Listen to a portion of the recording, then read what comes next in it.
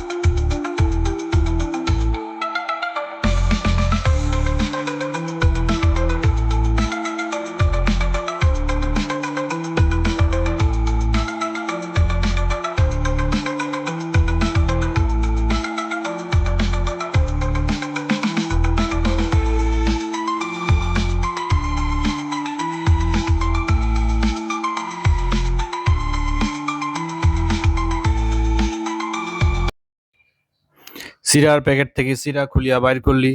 খোলার পরে আস্তে আস্তে বাইর করলি, মাপ মতন দিলি। দেওয়ার পরে চিড়া আবার ভিজালি।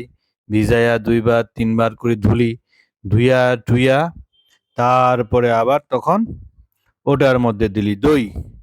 দই দিয়া মিক্সড করলি, চিনি দিলি, তারপরে কলা দিলি। কলা টলা দিয়া তিয়া মগ দিলি দই চিড়া। মুইও খানু। গপা গপ কপা কপ মারি দেনু। মনে যা আশা আকাঙ্ক্ষা আসল চিড়া দই নিয়া একলা মন ভরি পেট ভরি খানু। খায় দায়া শান্তি। তো তোমারও আমার মতন যার দই চিড়া খাওয়ার স্বাদ জাগেছে, বাজারত যাবেন, মহঙ্গা বাজারত জিনিসপত্র কিনিবেন, কিনিয়া এনে বউ কষ্ট করে বানাই দিবা করবেন, কইয়া খায়া দায়া দিবেন একটা ঘুম। তো আজকে এই পর্যন্তই। দেখা হবে আবার পরবর্তী কোনো ভিডিও। সেই পর্যন্ত তোমরা ভালোই থাকেন। আসসালামু আলাইকুম।